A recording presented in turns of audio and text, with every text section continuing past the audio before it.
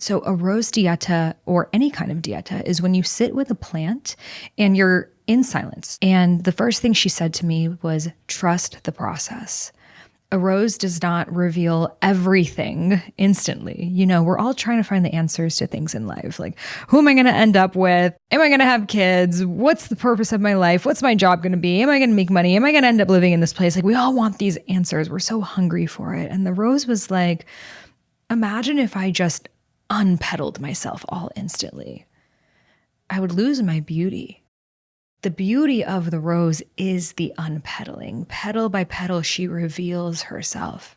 And that is life. When we allow life to unpetal, when we don't rush, when we don't force, but when we allow each petal in its divine timing to open up and let that aspect of ourself and life be seen and then be released. And the thing about a rose is we don't know how many petals there are. There's like thousands in there, but that's what makes it so beautiful and graceful and elegant. She's veiled until she's ready to reveal.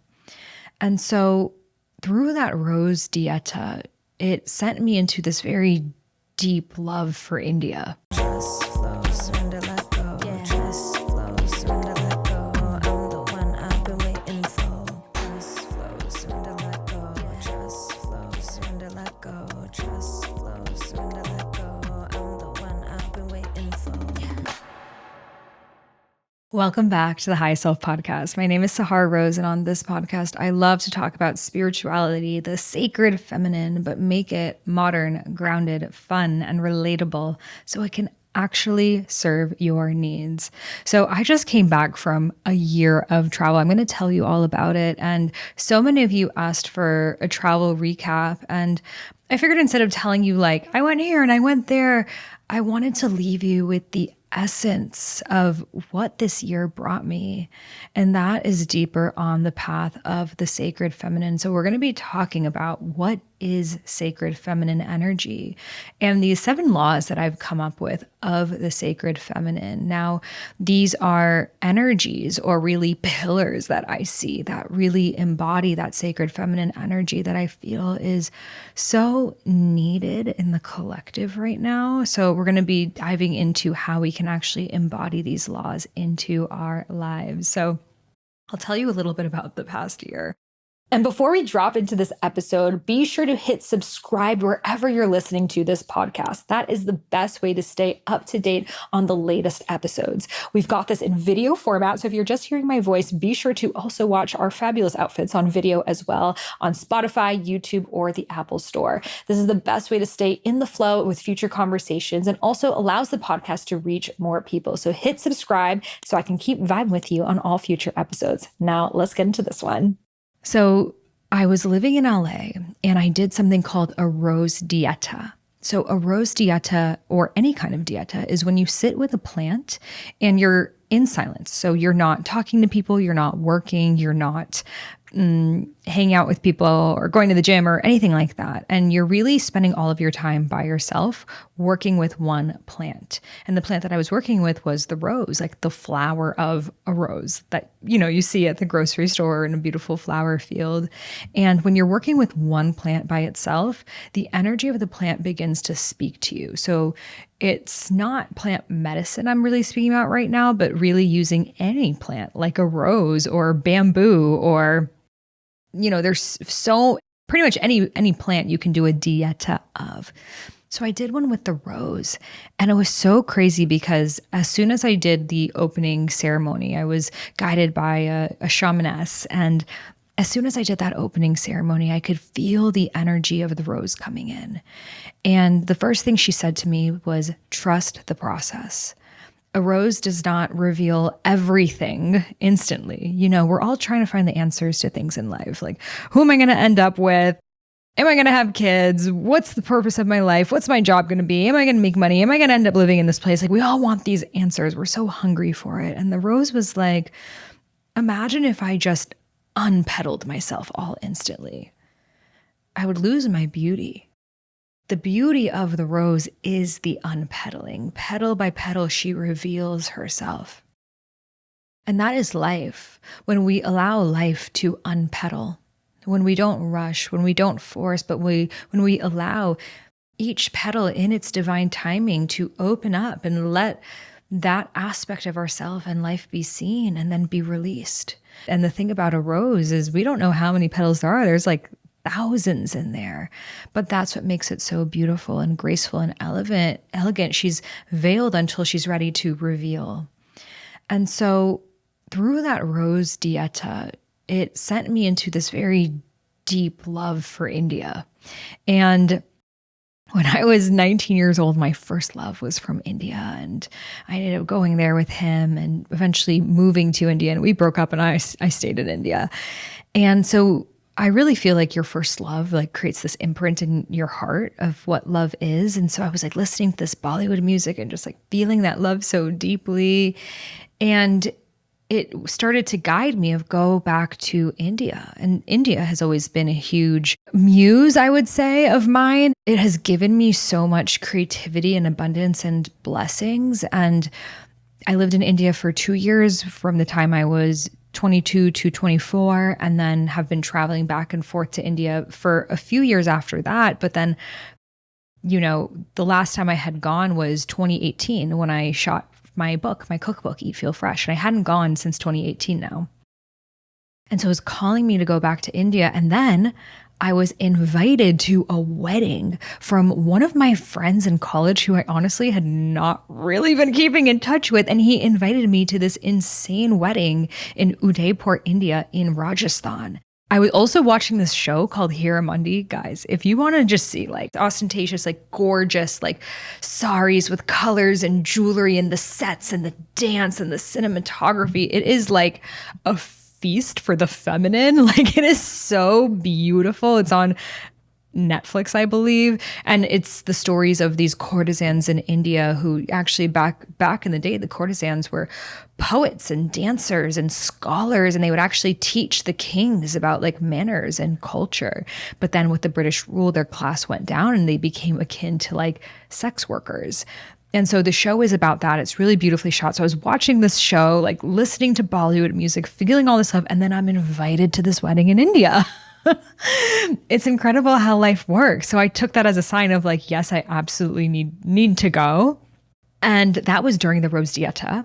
And then it told me, it's time for you to spread your wings. You've done enough here. So I was traveling the world for a year. Then I was in LA for a year, and I was like, it's time for you to spread your wings again.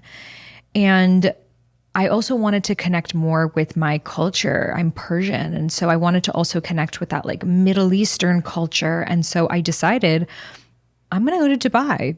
My business partners on Highest Self Institute had just moved there. I was like, so I know people, Mind Valley was doing a whole thing.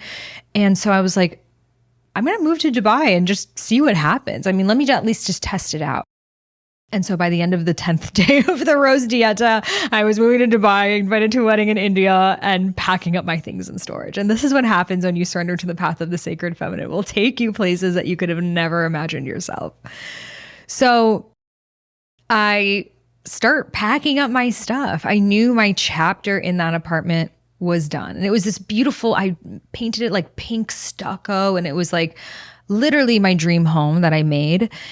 And I could just feel it was time for those temple walls to close and for me to open up to another round of the unknown. My first round of the unknown was after my divorce when I spent a year traveling. But that was like a lot of healing and processing.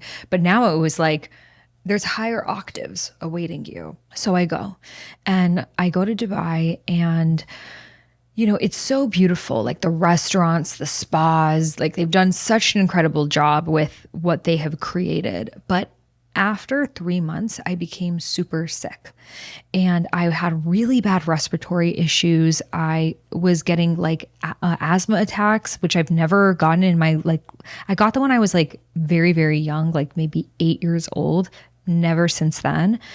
And I was just having all of these reactions. And then I have some other friends that went as well for Mind Valley, and they all got sick too, different respiratory things. And so for all of us, it was just this lack of connection to nature and just the dust and the pollution. And, it's a desert, so it's a really harsh climate to live in. And there's just like a lot of buildings and they burn oil. And I'm very, very sensitive to pollution. And truth be told, I miss trees. I miss nature. Like that is literally my ultimate temple is Gaia's temple. It's to be in pristine nature. And so after 3 months, I was just like, okay, like I did this chapter, and what do I want now more than anything? Clean air, clean water, trees. Like I want to be away from any building, any mall, any sign for anything, and just be with earth. And so it was time to go to Bali. And Bali for me has always been like a womb. Like Bali to me, she takes you in like the mother, and she's like, baby, what do you need? She's like, do you need some nourishing food? Do you need some massages? Like, I got you. Like, and she tends you back to health. And that's why people are called to Bali when they're in need of deep healing. They're in transition. They are in an unknown. And Bali has been a sacred place for me for over 10 years that I've gone to time and time again. And so I go to Bali, and my bestie, Christine, comes with me. And it was like, we got a house together, and it was just the most fun chapter of like being in your 30s and living with your best friend. And it felt like our inner little girls must have wrote the story in a previous lifetime. We also felt like in a previous lifetime, we were probably like older, married, like Guatemalan woman. And we connect on Guatemala because when I was a little kid, my first language was Spanish because my babysitter who lived with us, she was a Guatemalteca, she was Guatemalan, and Christine's Guatemalan. So we're like, we must have been these Guatemalan women who are like, we gave everything to our husbands, we gave everything to our children. We're going to come back in this lifetime and just live it up for us. And it was like just such a pristine chapter of life. Like we got a house in the jungle of Ubud, and there were monkeys that would come every single day. I'm not talking one or two, like 16 monkeys at a time. And they would just be like knocking on our windows. And it was like literally living in a safari. And I mean, Ubud, if you guys know Ubud, like the culture, the temples, the offerings in front of every single shop and home, the flowers, the rituals, the devotion. Like I just have the highest things to say about it. And there in Bali, I got to really start to drop in even deeper into that sacred feminine. I would say the code of the sacred feminine I received from Dubai was around really being in your queen energy.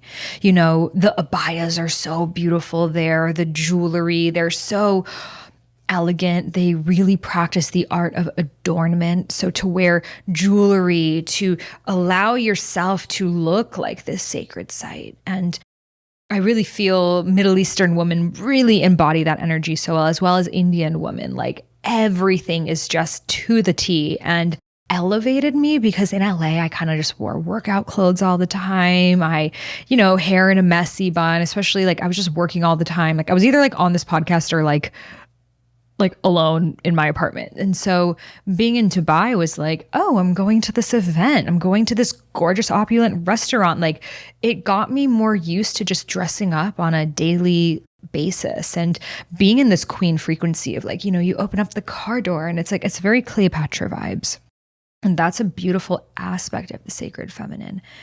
And then Bali was like the wild feminine, the mother, no makeup, like being with the dirt, being with, the waters, especially in Bali, water is their spiritual practice. They create all of their temples in waterfalls, and they always have water purification as part of it. So like the waters are so alive and rich, and honestly, they're alive everywhere.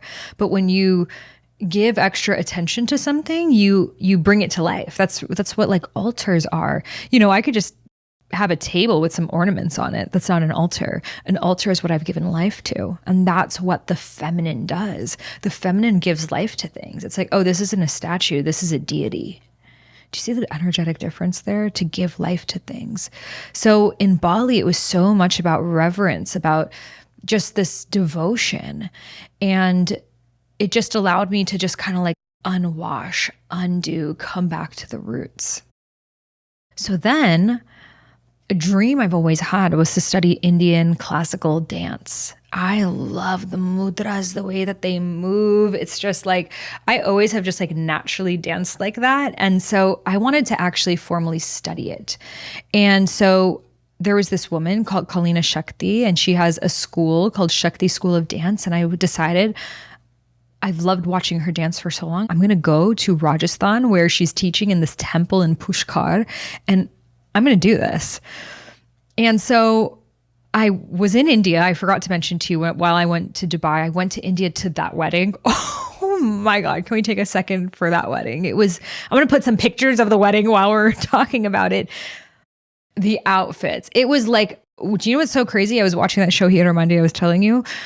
The bride wore all outfits handmade by the person who designed all the costumes of Hira Mundi. So it was like, they were Indian from Nigeria, and wow, like just the richness of everything. And so Indian weddings are multiple nights. So the first night it was like Garden of Eden, like fairy, like Romeo and Juliet with an Indian touch, like very Ram Leela, which is an amazing movie. I also recommend you watch. It's the Romeo and Juliet set in India. So Ram Leela, watch that after. And so it was really giving that like romantic forest fairy vibes. And then they did like this all red party, and it was just so beautiful. So that was in December. And then I decided in April to go back. Now this time I went back like as a devotee in this different sacred feminine energy, because the sacred feminine, she's all of it. And so in Pushkar, which is this is like my new favorite like city / town in India. It is like, they call it the Vatican City of India because it is so sacred. Like there's no beef or chicken or even eggs in the entire city. It's a completely vegetarian, but not even eggs. So kind of vegan, but I think there's cheese city.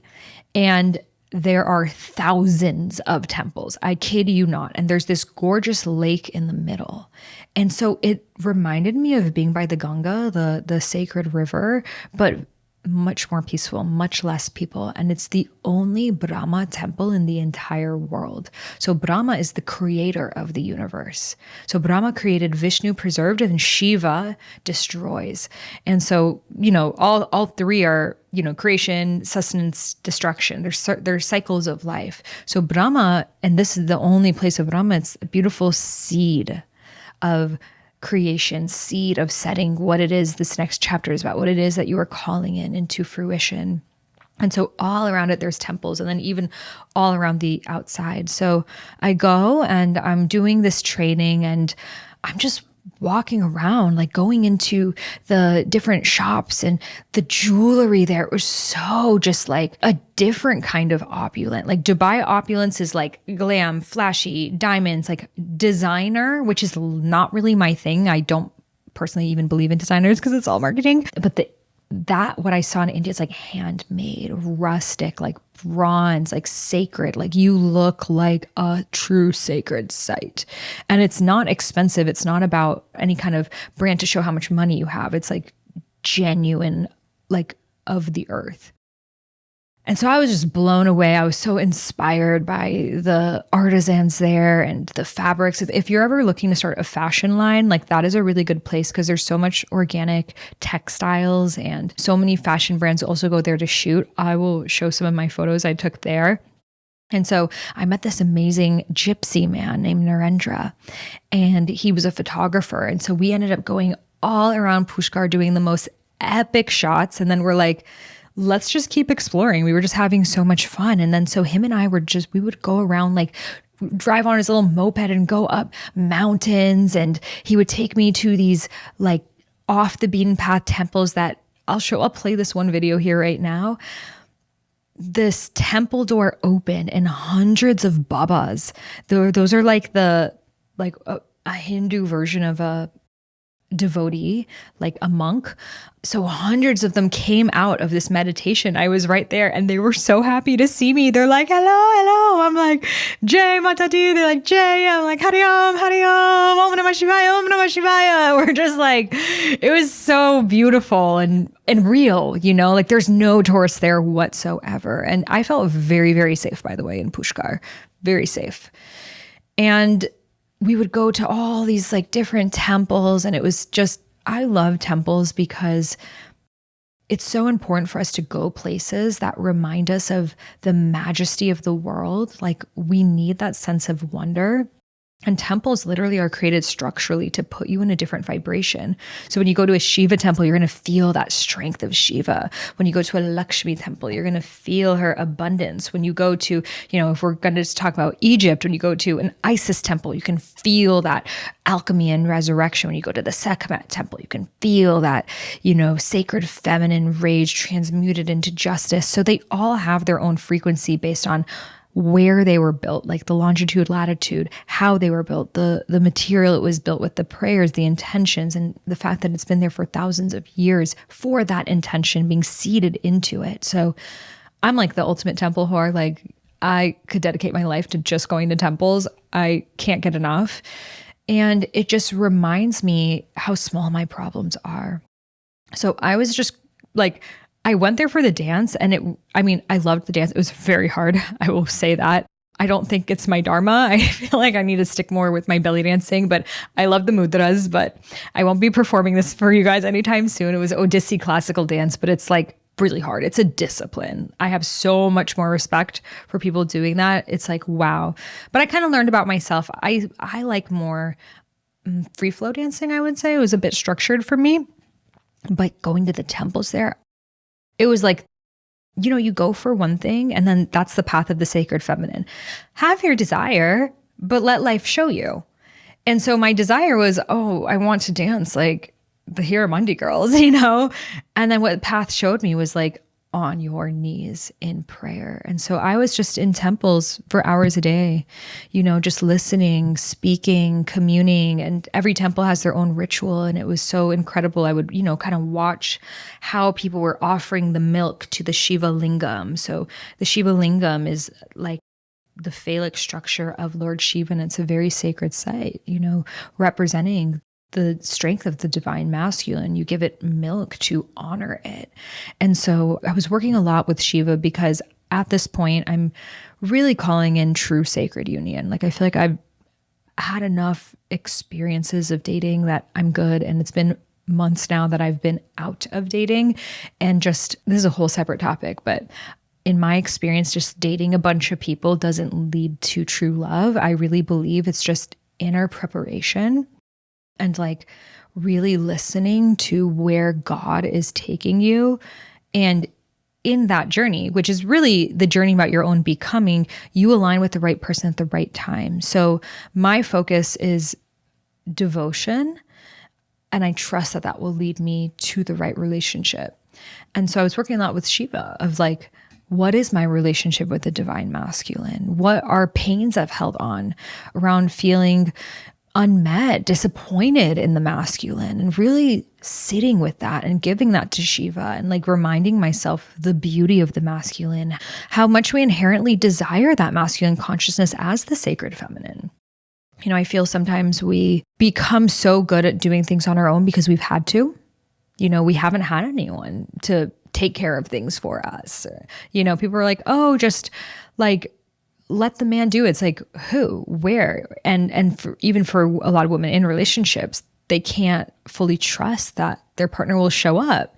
And so I do feel there is this like collective feminine disappointment. And so I would sit with that. I would really sit with that. And rather than like bypass it, I would give it to Shiva and, commit to seeing the Shiva in all men and to be with a partner who is my Shiva, who is someone that I would see as, not God, but like they're a God to me.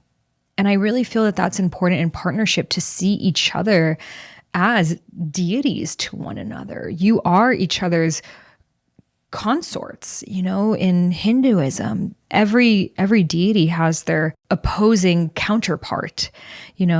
Lakshmi, the goddess of abundance, is with Vishnu, the sustainer of the universe. What a perfect pair, Shiva, who is dancing and in his wild abandon, he's destroying things and he doesn't care about society. He doesn't care about, what anyone is supposed to be doing. And he aligns with Parvati, who also committed to becoming her highest self and going up into the mountain and saying, I'm going to sit in my own sadhana. And her commitment to her dharma is what led him to feel her vibration and say, who is that? who is that whose vibration has reached mine, and found her, and together they made love and created the mountains and the seas and the rivers. And I'm like, ah, yes. Like that is it. Like to not go out there and to look, but to be so devoted to your own becoming that it sends out like a frequency to the right person for you in the right time. And I really believe if there's any like confusion of like, are they into me? Are they not? Like, you know, that feeling that I know so many of us women have sat in for too long. It's like, just let it go.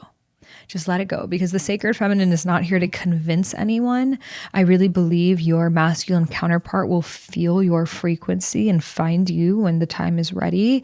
And sometimes there needs to be an attunement to your frequency that just hasn't happened yet. And once you create that attunement, which you can't really mentally do of like, what's the attunement I think I need? Life will show you based on what's happening now. And the next thing that leads to that, and the next thing from that, and the next thing from that. And he's on his own journey, and or she, if it's the same sex, and then you'll find each other in the right time.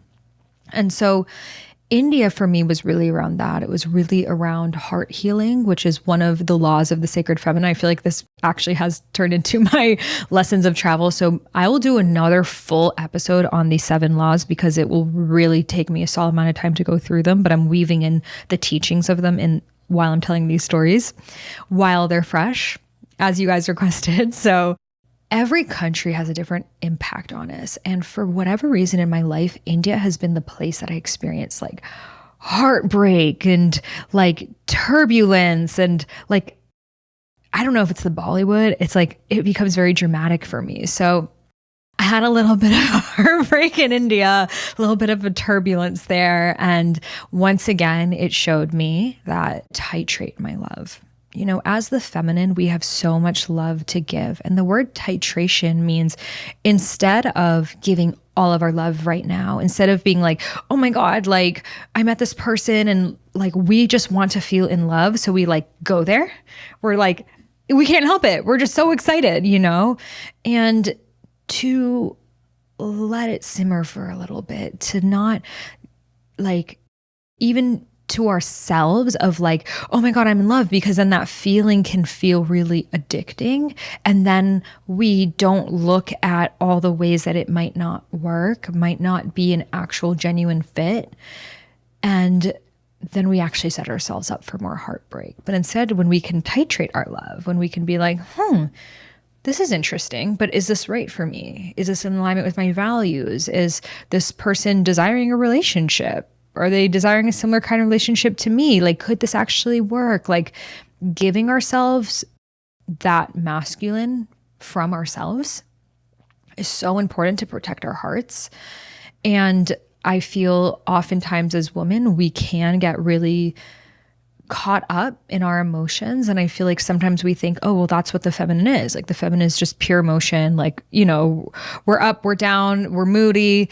And yes, one of the laws of the feminine is around our cyclical nature. However, cyclical nature is very different from, oh my God, I just met this person, I really like them, and I hope it's going to work out. And if it doesn't work out, I'm going to be really sad. And so it better work out. And now I'm really nervous that it might not work out. And that, which is just going to make you an anxious mess.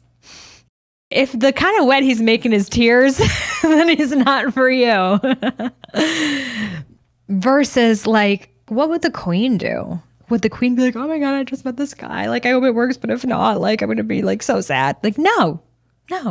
Would the queen do? No, the queen would sit back in her throne and she would be like, oh, interesting contestant that has come in, you know, like anything that's another king. She was like, oh, hello. She's not in a rush.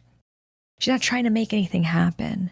She doesn't see this as, this is my only opportunity for love. And if this doesn't work out, then that's it for me. Like, no, she's just like, oh, interesting. I'm curious. But if this doesn't work, I'll continue to be okay. And that's really the energy of the sacred feminine. Remember, the word sacred is part of it. You know, if we're just going pure female hormones, yeah, we can be really up and down. But I feel as we mature, we start to ask ourselves, like, what's really worth it? because what comes up must come down. And when we get that girl energy within us gets super excited, and then you're like creating this vision in your mind, and then you're pedestaling that person and it doesn't work, then you crash. Then you got the cries in the pillow and the sad breakup songs, even though you never even dated, and all of that. And so India really taught me to be complete with any levels of that cycle of, not jumping the gun, not, oh, I really like this person, so maybe it could just work anyways. And instead just really just sit with like the right person will fit in your life.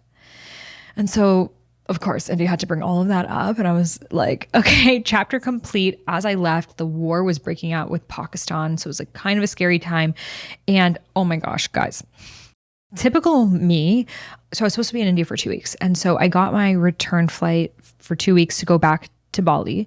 And then I was supposed to be in Egypt 2 weeks later because I was facilitating on Robert Grant's retreat, his expedition, which is crazy because the second podcast that I did with Robert Grant, after that, he invited me to be faculty on this Egypt expedition, which was like a huge freaking honor. Like, I love his work, and to be able to teach the people going to Egypt with him, like, it was amazing. And so my plan was I'll go back to Bali, chill for a sec, unpack my India stuff, pack my Egypt stuff, and go to Egypt. But it took me a really long time to get to India from Bali. Like, it was like 2 flights, and like the flights were delayed. It was just tough. And so I was like, I don't really want to go all the way back just for 2 weeks. Let me just stay longer in India. Let me just stay for another 2 weeks. Mind you, I'm there by myself. Like, that dance training was only for 1 week. So I was already there for a week alone. I did the dance training, that ended. And then I had 2 more weeks just by myself in India. And I didn't have friends. Like, I was just really there alone. And so that really brought me super, super deep, because I was just in temples and like really just sitting with myself without any kind of distraction of like conversation or anything else. Like, I would just sit and eat dinner by myself. I would wake up by myself. I would everything by myself. And it was really like that temple life that I needed. It was really beautiful. And it actually, since then, has made me crave alone time more than ever, to really just, I feel like when you're alone, you have your thought and you go deeper, deeper, deeper, deeper, deeper, that sometimes when there's people around, you just never fully get there. If you're listening to this podcast, I know you have felt the importance of diving deeper than the mind and into the body.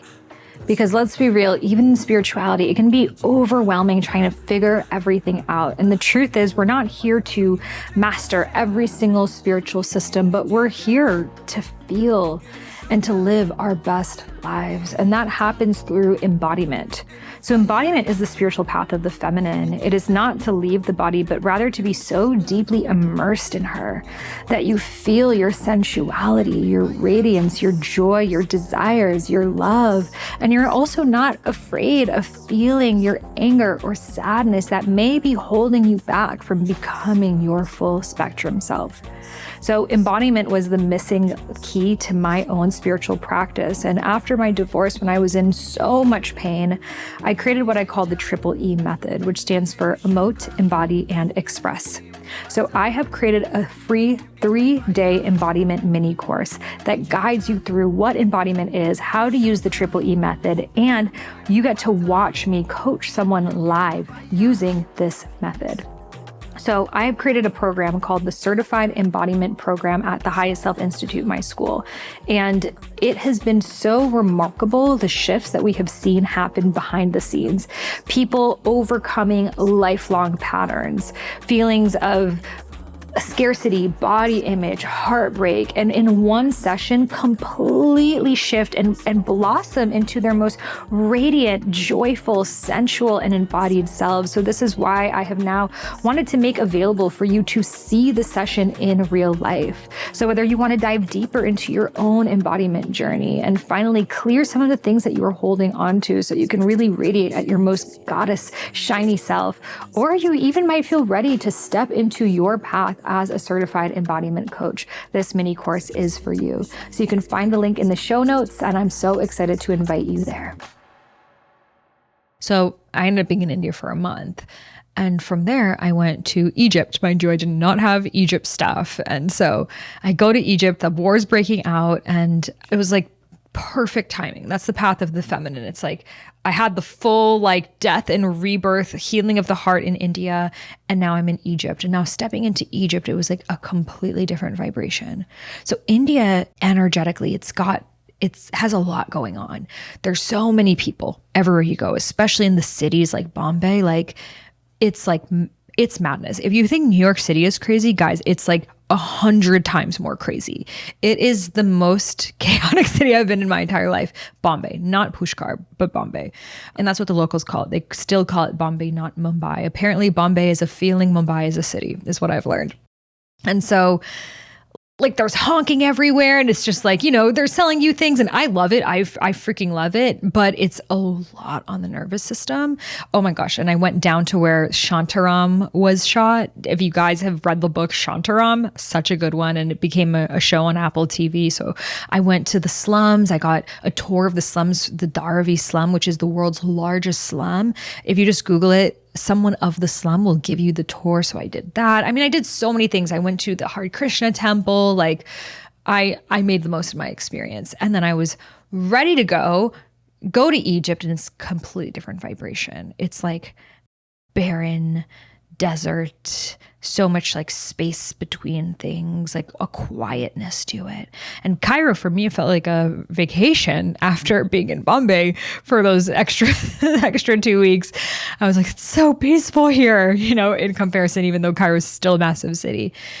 And the expedition began. And, I didn't know what to expect. I was in Egypt 29 months prior to that. I went to Egypt 4 days after finding out about my ex-husband cheating on me. And so it was like the place that I died.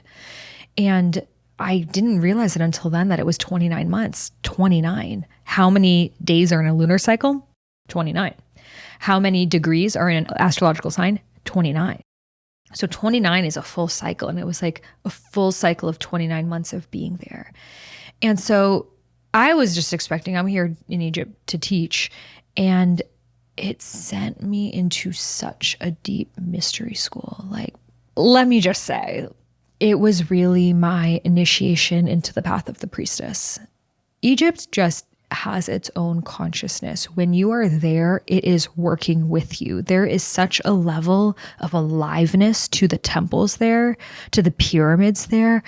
Like my heart just like, I want to cry when I'm speaking about it. Like, anything people have said about Egypt is true times 10. But the thing is, just like India, it's for certain people and at certain times. So if Egypt's not calling you, it might not be for you, or it might not be for you at this time. But you'll know when.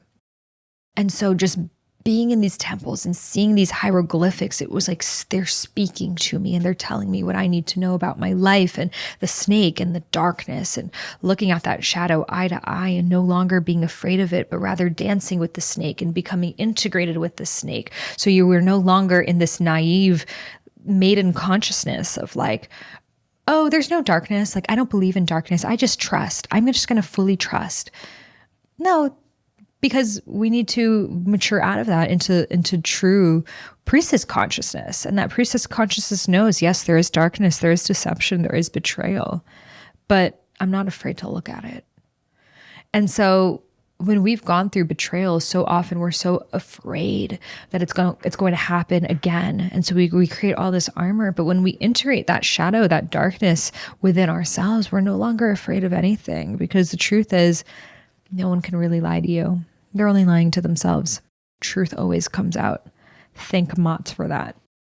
So I was there in Egypt and in these temples and having these really embodied experiences of this energy. And there was one specific temple, an Isis temple I was in Karnak. And if you go to Karnak and you say, take me to the Isis temple that's like closed to the public, there is one that's closed. You'll have to tip the guys and they'll bring you, it's enclosed. So it's not one that's on the tour, but it's really right there. And I went to that temple 29 months prior, and it was my most powerful experience in Egypt besides the Valley of the Queens. And I went back and he told me the exact spot to sit in. And I'm going to fully share this story even more when I write my book. So let's just say there's a book coming that was born here. But in that spot, it was when I got my wings. And the energy that I felt from Isis, and she told me, you have now gone on this journey of resurrecting yourself. It wasn't about finding the partner, but really it was about reintegration of all 14 parts of yourself. Because the story of Isis and Osiris is her beloved Osiris was split into 14 parts of his body. And so she went on a journey around the world looking for them. And she found every single part of his body except for one that was missing, his phallus. So she created one and she used it to impregnate herself. And that is the journey of alchemy, that even with the broken parts, you are still able to create life. And what Isis shared with me, the energy of her, and really her name is not Isis, that's a Greek interpretation. Her name is Aset. So I will refer to her as Aset moving forward. I also want to name Hathor's name is not actually Hathor, it's Heter. All of these names have been like Greekicized because of the wars that were happening there, but it is important to use their actual indigenous names. So it wasn't even called Egypt, it was called Kemet, which is land of the darkness, meaning the dark, the Black Nile. So there's so much history to it. And in that moment, I felt my golden wings expand, and she told me to sit up, and I sat up and my spine calibrated, and I received just this beautiful crown. And she said, and now it is time for you to walk as the priestess. And it showed me that this journey of the betrayal and the heartbreak and feeling alone and confused and anxious and fearful and so multi-layered over the past 3 years was really my initiation into the path of the priestess. Because when we sign up on this path, which I know I did in this lifetime, maybe you have too, it's not like we're going to take classes at Hogwarts and it's just going to come that way. Yes, we can, I have my own mystery school. We can go to mystery schools. We can learn these things, but life will give us the real initiations that we need. And heartbreak, I feel, for the path of the feminine is one of the biggest initiations, because nothing rocks your world like heartbreak does. And there's one thing to go through challenges with your family who you didn't consciously choose. And it's another thing that the person that you chose, the person that you loved, the person that you trusted, to go through a heartbreak with them, it rocks your world in a way that nothing else does. But that's what the priestess chose. We chose to go through that because nothing connects us to our heart in the same way. And that is one of the laws of the sacred feminine. It is the devotion that we have. And devotion, when we think about it, we often think, oh, it's devotion to one person. No, it could be, but it's devotion as a whole, devotion as a way of life. Like in India, I remember in the temples, I would see men literally lie down, head down on the floor, like throwing themselves on the floor to the goddess. And I had never seen such devotion in my life. Like to literally be sprawled on the ground and just like, goddess, spirit, like I am at your feet. And like there was one temple and you had to climb up a mountain to get there. And it was a hard hike. And so we climbed up and there was like this family and their son that was there, and they were doing the puja, and it was sunset. It was so beautiful. And the gypsy man who was taking me around, he was like, this family comes every single sunrise and every single sunset. So they climb up that mountain twice a day. They work, they have jobs, they're not rich, they don't have ample time, but they still show up with that level of devotion. And I just sat down and I started thinking, I'm like, have I ever been so devoted to anything in my life? Like, we have really lost the art of devotion in our world, and we've become devoted to consumerism. We've become devoted to social media. We've become devoted to trying to get attention? What are we devoted to? It's how we're spending our time. And trust me, like I've also gone through phases where I'm on my phone way too much, or I wake up and I check. And when I really ask myself though, why do I do that? It's like the desire for connection. It's coming from a pure place. And when the connection's not there, it's like your phone is like where your friends live. And so I want you to have compassion for yourself of why maybe we've all been devoted to the things that aren't really pure. And, the energy of sattva is the energy of that purity. And so what is something more sattvic we can be devoted to? Can we be devoted to our daily breathwork practice? Can we be devoted to dancing? Can we be devoted to service? Can we be devoted to our Dharma, our soul's purpose? Can we be devoted to love? Like love as an energy, not just, this love between us. And if it's not this, then I don't have love. Love, like capital L, universal love.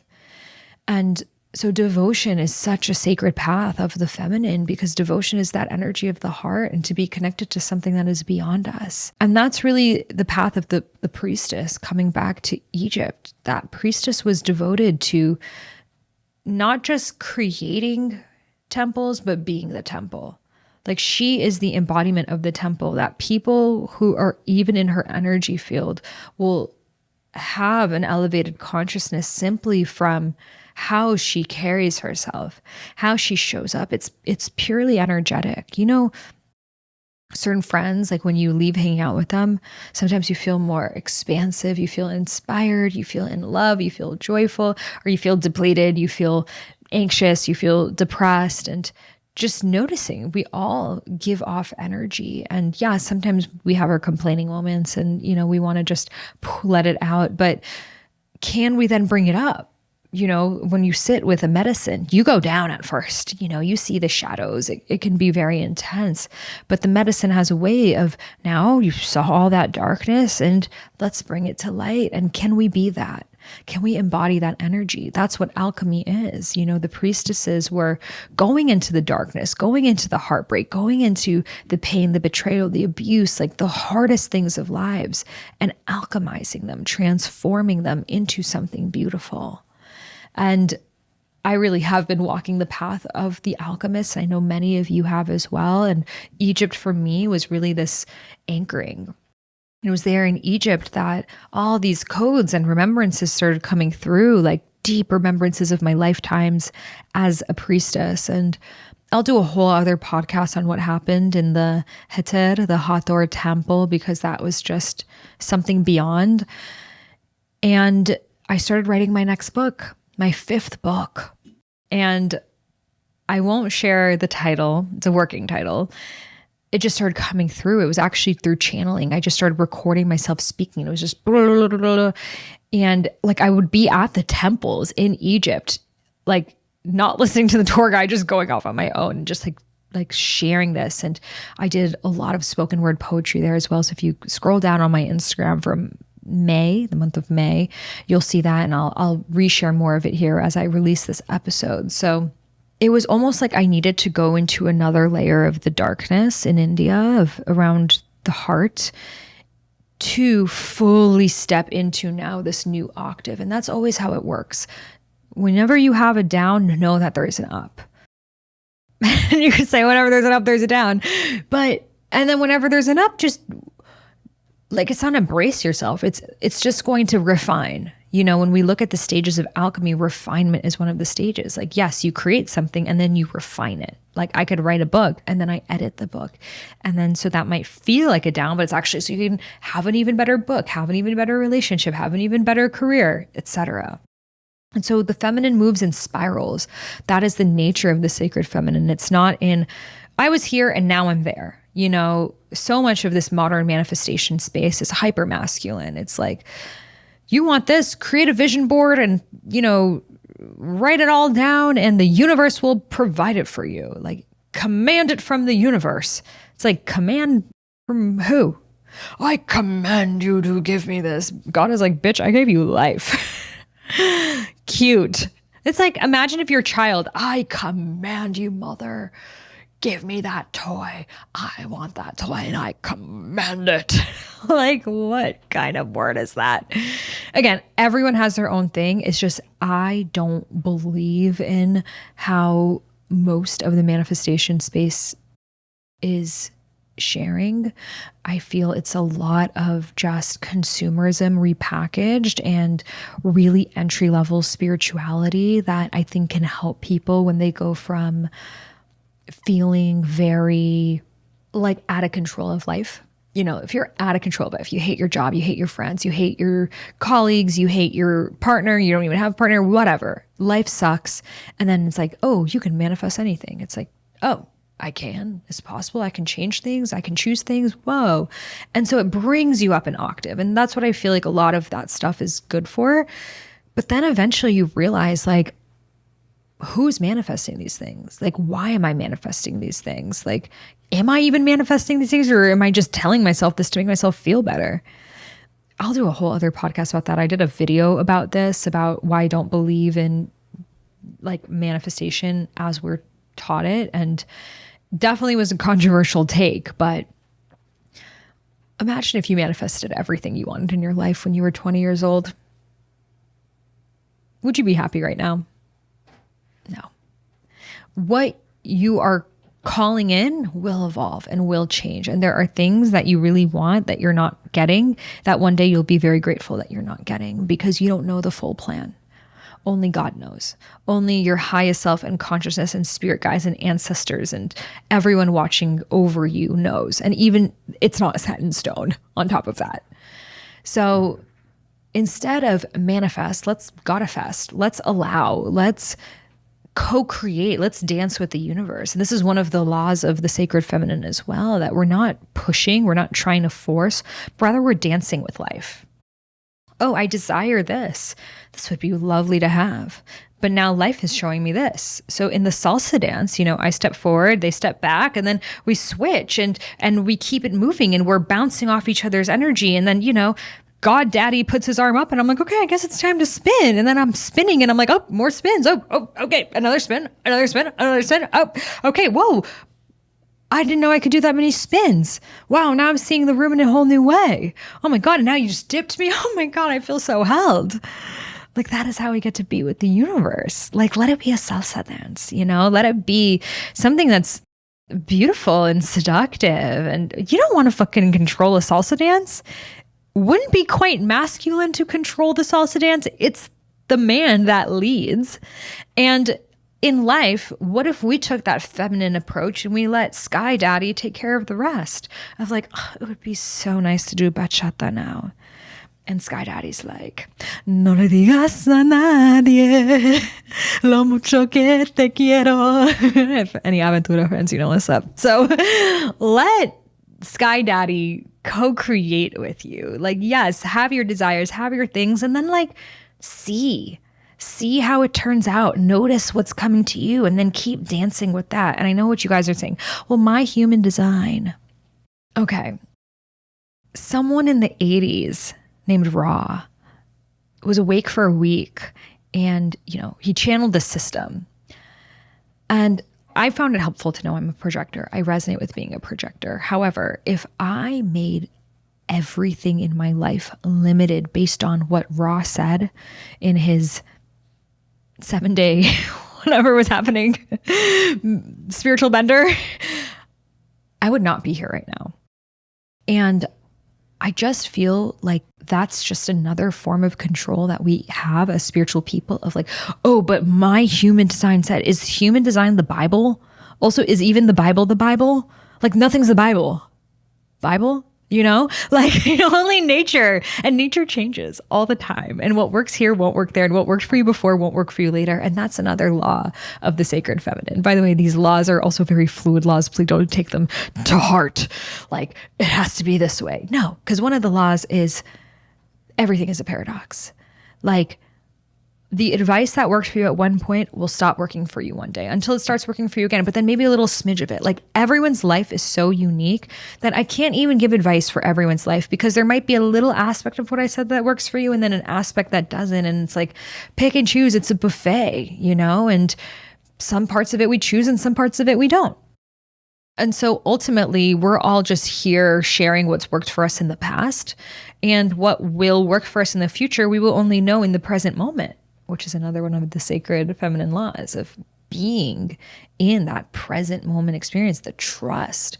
The trust of, I don't need to have it all figured out. I don't need to know, well, is this going to work with my human design? Is this going to work with my astrology? Is this going to work with my gene keys? Is this going to work with this? I love all these systems. I know very, very deeply about all of these systems, and learn and let go. And I feel like ultimately, even with manifestation, the healthiest approach we can have to it is I can desire something and I can let it go. If that's what you call manifestation, cool. I totally agree with that. But it's this holding on that's our very like masculine corporate school system way of seeing the world of like, but it said this or they said that. And so it needs to be this. And it's our inner child that at school, like the teacher would be like, no, it's pronounced consequence, not consequence. For example, I used to say consequence because that's how my mom would say it, because my mom's first language is not English. And so I remember it was like later in life I learned consequence, but it's like, and then I was like so mortified, and it's like, who cares? At the end of the day, you got the word across. Tomato, drawer, like there's so many words like that. And it's like, think about life. Like, yes, maybe you wrote something on a vision board and it happened. Incredible, beautiful. If it makes you feel good to write a vision board, do it. Sometimes I love to draw pictures of what I'm calling in because it feels good for me, because I get to like be in the energy of that thing. But guys, I've drawn a lot of pictures that have not happened. I don't know if it is the drawing of the pictures that are making those things happen, or they're already going to happen and your soul knows they're going to happen and that's why you want it, or you drew a picture and you took action on that thing and that's why it happened. Like there are so many parallel energies that are going on.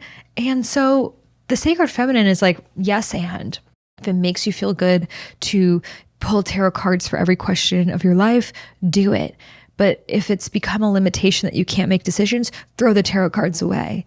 If looking at angel numbers helps you stay on track, beautiful. Keep looking at them. If you're looking around the room all day, like trying to find an 1111 or 444 or something, and then you're trying to figure out what the numbers mean and you're like confused, maybe let go of the numbers. Like everything can be either expansive for us or can become our cage depending on how we see it. And the sacred feminine energy is a softness to it. It's like, yeah, like I love numerology. I love pulling cards. I love all of these different fun spiritual games that we play. And I'm not going to only let that be the deciding factor of anything, including if I saw it on medicine, including if I saw it in a dream, including on if my favorite psychic told me, like whatever the thing is, just to have a softness, because ultimately life will show us. And what I really learned, I used to love going to intuitives, and I stopped going 3 years ago. And I still love them. I still have many friends that are intuitives, and myself, I am an intuitive. I could even work as an intuitive if I wanted. But what I learned is that if I just like waited like 2 more weeks, I would just know the answer to the thing. And it was my control of wanting to know right now. And some things, like the rose taught me, are not meant to be known right now. They need to be unpetaled, petal by petal. And that creates the mudra, that creates the experience, that creates the beauty that allows us to not just have the thing, but to hold the thing. Because the manifestation energy, that masculine consciousness, it just wants to obtain. It just wants to check things off the list. Okay, got the partner. Now I need the money. Okay, got the money. Now I need the house. Got the house. Okay, now I need the car. Got the car. Okay, now I need the Instagram following. Got the Instagram following. Like whatever the thing is, it's just trying to check things off the list. Yeah, I think you can manifest your way into things, but what about holding? What about preserving?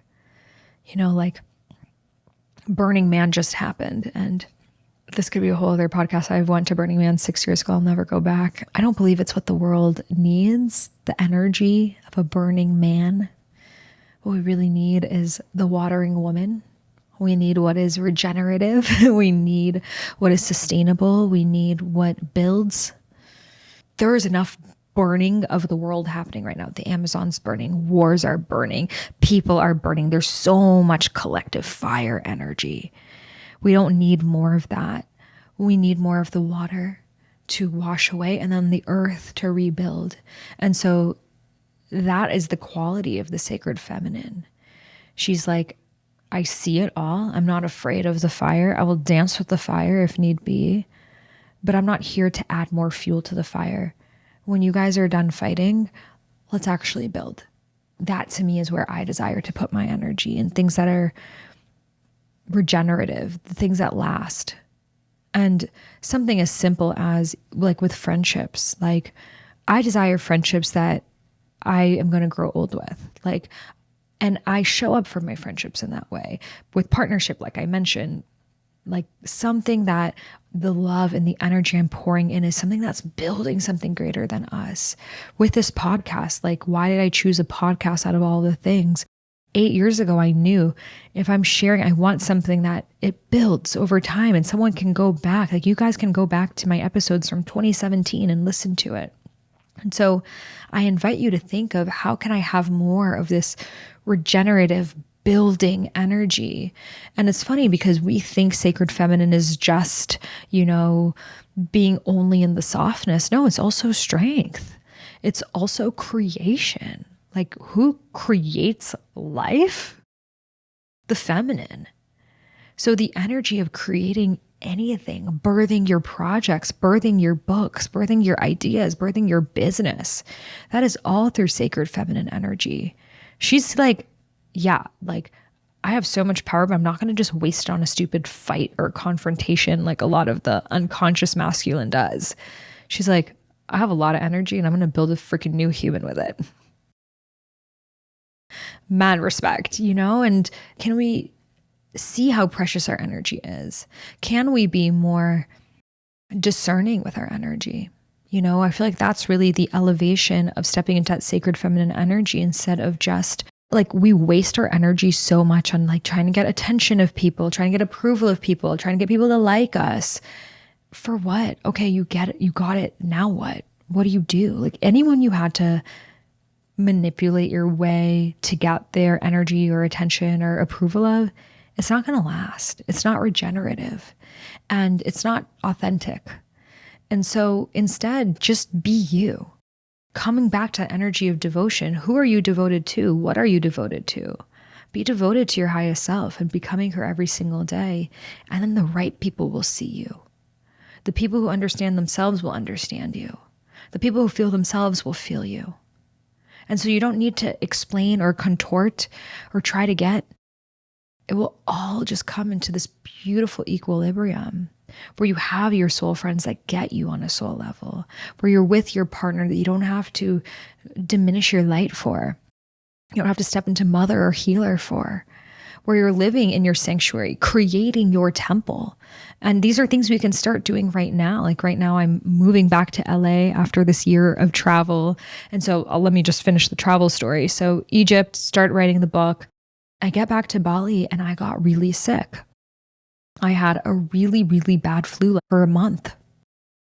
And even after that, I had really low energy. And it was telling me, like certain weeks of it, I was so sick, I couldn't even like look at my phone. Like for 3 nights, I had the highest fever. I don't even know what it was. And I was just sweating. And it was like the fire within myself that was purging away all of those old versions of me. So that's when fire can be very helpful. Fire is part of alchemy. It's the first stage. So it's like burning away what is no longer serving. So I come back from Egypt that I literally had to go through another death and rebirth. So that's why I tell you the cycles, they keep spiraling. And so for 3 nights, I just had the most insane fever. I did not sleep at all. My body was like burning from the inside out because it was literally burning away my old identity and that old avatar. And then the water, the sweating, literally purging out the old DNA. And then the earth rebuilding, coming to life to this new version of me, the refinement, the fermentation of it, the transmutation of it, and then becoming truly the embodiment of the priestess, not just in Egypt, but like in my own home. And it also made me just focus. Like when you have such little energy, once again, you are very, very discerning of where you put your energy. And it also made me really lock in. Like Ubud can have a lot of different events and ecstatic dances and sound baths and things to go to. And I just, for those next 2 months was just in my jungle home and going very, very deep and writing my book. And so I wrote the first manuscript of that book. I ended up writing 480 pages, which I'm still in the process of refining and editing down. And it's a journey in itself. Writing a book really rewrites you. And then that last month in Bali, I actually moved down to Paranon, which is this area near Canggu, which I really like. Ubud is like plant medicine. Like it's going to bring up your shadows. It's going to bring up I love it. It's amazing. And it's a lot. Like you're constantly going through these huge initiations because it's such a high vibrational sacred site. And so I went down to the ocean for that last month, which was really nice to just ground, reset, have a bit of a routine, go to the gym, keep writing my book. And then the Bali chapter was complete. I could feel, I didn't even know I was going to be living in Bali that year. Like it was not my goal. It's just what happened when I just trusted life and I just allowed the divine to take me. And I thought I was moving to Dubai, and that sickness is what led to me being in Bali. And then I could feel what a beautiful gift. And like any mother's home, it's like, thank you so much for tending to me, for nurturing me. And now it's time to take this out into the world. And so I was invited to speak at Mind Valley. I went to Amsterdam from there, which was like completely different vibration. I did my first ever new keynote. So I went there thinking I'm going to be teaching about Discover Your Dharma, which is what my book is about, what I teach about on stages. And that's what I was signed up for. That's what was on the schedule. 2 days before, Spirit was like, no, it's time for you to teach something even deeper. And so I rewrote the entire talk. I made an entirely new slideshow deck because, you're on this massive stage, 700 people, and, you have these huge slides behind you. And I did it about mapping your past lives. And I've taught about mapping your past lives in my mystery school in Rose Gold Goddesses, and also in the spiritual life coaching certification at my school, Highest Self Institute. So only in private containers. And for those of you who want to learn from me, I'll put the links below to my containers. And so that was the first time I taught about mapping your past lives publicly on stage at Mind Valley, which is very masculine. They're all about AI and business. And so many of you guys, listeners who happened to be there, were there, and even new people, even the founder, Vishen's mom, was there and she loved it. And I guided the audience through a journey through music, remembering their past lives. So I played ancient tribal music, Native American powwows, ancient Japanese music, Celtic, Indian, Middle Eastern. And we went on a journey, and I spoke about past lives and my own experience of remembering my past lives and why and how it helps and what are the benefits and how it leads to our Dharma and karmic relationships and clearing soul contracts. And we went there. And so that is a keynote that now I desire to share with more people. So if any of you guys have any events or any events you would love to see me at, please reach out on my website. I'll link my website below and the email for that. And so it was another octave of, I wore a sari on stage, really allowing myself to be seen in that priestess energy and to not be I wasn't in the spiritual closet, but it was another level of it. Sometimes you got to fit the room, you attune to the room. And I've spoken at Mind Valley before, I made it a little bit more educational. This time I was no, we're going full spirit realm. And so I did the Mapping Your Past Lives workshop, and I DJ'd there twice and played my music, and I hosted the stage there twice. And it was just incredible and very expansive on a global stage. And then I came to Boston, where my family is. And, for me, when you visit family, it's the ground zero of how much inner work you've done. And so it was really interesting because I could feel things that used to maybe trigger me, didn't trigger me at all. And it was actually the gentlest time I had with them. And I actually had so much fun with them. And I feel as you get older, you're wow, my parents aren't going to be around forever. And they're not perfect, but let me just savor these times. And so it was beautiful. Despite, of course, there was definitely a hiccup, but we moved through that. And it just showed me like, at the end of the day, like, yes, like there are boundaries and things. And there was a moment I had to kind of remove myself from the conversation because I wasn't being heard. But instead of trying to prove and explain, I was just like, I feel like I've said what I really needed to say and I've repeated it a couple of times and I'm just going to go to bed right now and maybe we could talk about it again tomorrow. And I just like removed myself. And it was so healing for my little girl who would have stayed in it for hours to try to get my point across. And instead, just like, and it's okay. Like sometimes the best thing that we can do for ourselves is just to remove ourselves from the situation with love and give ourselves that inner peace. That's not going to come from someone approving us or getting us. It just comes from us taking care of our own little girls. And then I went to New York where I was featured on this magazine, Oralis magazine, on the cover. And so they had this gala that they invited me to. So it was perfect because I was coming back to the US. So I went to the gala. And then the day before she said, come to Times Square, like, and she invited everyone to come. So I figured, okay, maybe they got like Oralis magazine, like billboard in Times Square. I've heard people do this. So I was like, okay, that'll be fun to look at, you know, their Oralis billboard there. And so I went, and the founder of the magazine, she was super emotional. And I'm just like, oh, cool. And then she's like, look at the billboard. And she shows me the billboard. And it's the picture that I took in Pushkar, India, by that lake in my white, like organic cloth sari that ended up being the same one I wore on stage for Mind Valley. That sari was now on the billboard of Times Square. And it said Oralis magazine, Woman of the Year. I was like, what is this? Like, it was just like, I didn't even know what to think, honestly. It just was like, what? I still don't even know what to think. And later that night at the gala, she shared with me that she found me through my music. She did not find me through this podcast. She did not find me through my book. She did not find me through Instagram or any of my spiritual teachings. She found me through my music because she went through cancer last year, mother of 4. And as she was healing herself, she found my music and it became part of her healing practice. And one of my songs, Shake Your Ass for Your Ancestors, she was doing all this deep ancestral work. And so that became her song. And, you know, the song Love Story, she had been divorced before. And so that became healing. And it was just such a full circle moment because when I was going through my dark night of the soul, music was the thing that helped me more than anything. And so to see my music help someone in their dark night of the soul, it was like, oh, whoa, like the way music hits us, it's unlike anything else.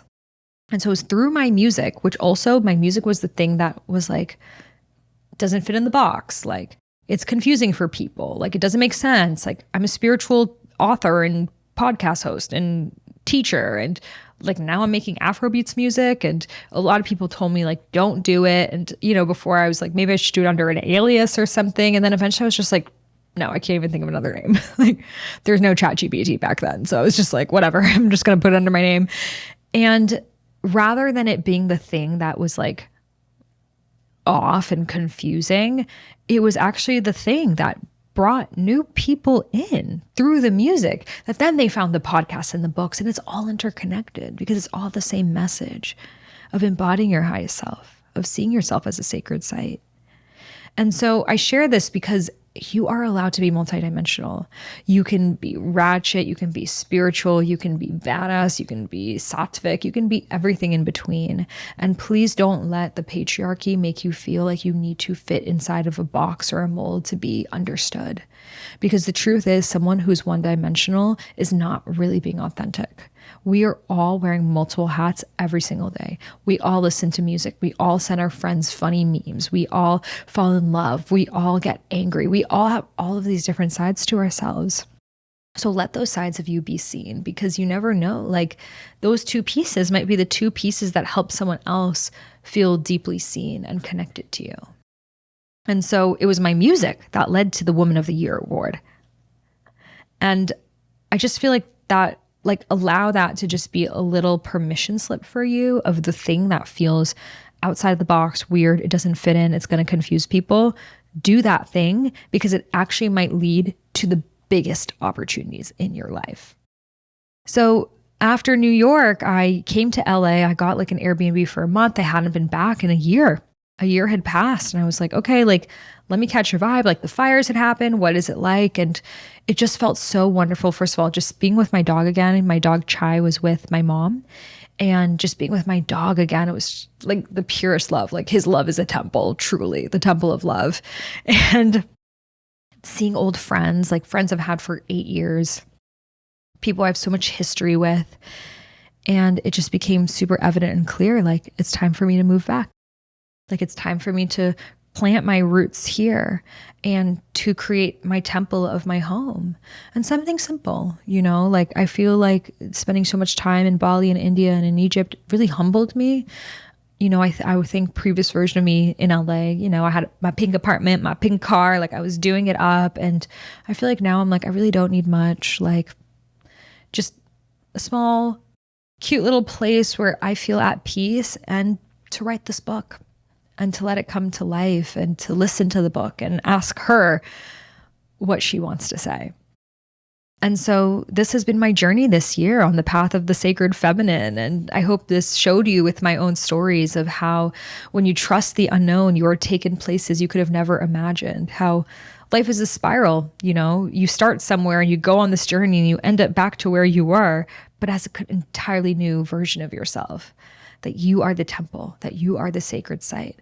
And going to sacred sites gives you that awareness and that feeling, that expanded view that connects you to the mysteries and the unseen that ultimately is all within yourself. The art of adornment, to carry yourself like a beautiful goddess. When we carry that energy and that frequency, it changes how we act, how we show up, how we commune with the world, and so much more. I mean, this year has been so revelatory, so beautiful, and I feel has really anchored me even more deeply on the path of the sacred feminine and the bros. So I hope this, like any questions you've had, so many of you guys watch my stories and are like, she's here and now she's there. And like, was this planned? Like, what is going on? And so I hope this showed you the fabric of it all. And there were some surprise moments and some things I knew. And then they took me places I could have never imagined before. And there's some of the things that took place in Egypt that were just like supernatural, and the ongoing teachings that this book is really channeling through on the path of the sacred feminine. So this is a really wonderful podcast to share with a friend of yours that you're both calling in a more feminine approach to spirituality that is embodied, that is intuitive, that is sensual, and share it and be like, what did you receive from that? Or, maybe you guys go to Egypt together, or you go to India, or, you allow yourself to go on a journey of the unknown and see where it takes you. So share it with your friends, share it on your story, have conversations about it, allow this to the richness of this to come into your life. And if you're not following me on Instagram, my Instagram is I am Sahara Rose, and I will share some more of these pictures there. I have highlights of all of the trips as well on my Instagram story, so you could check them all out there to have more of a visual of this all. Thank you so much for being here with me today. I'll see you next week. Namaste. Trust your intuition, trust your inner wisdom, trust your inner guidance. Close your eyes and listen. Surrender, let go. Surrender, let go. So trust your intuition, trust your inner wisdom, trust your inner guidance.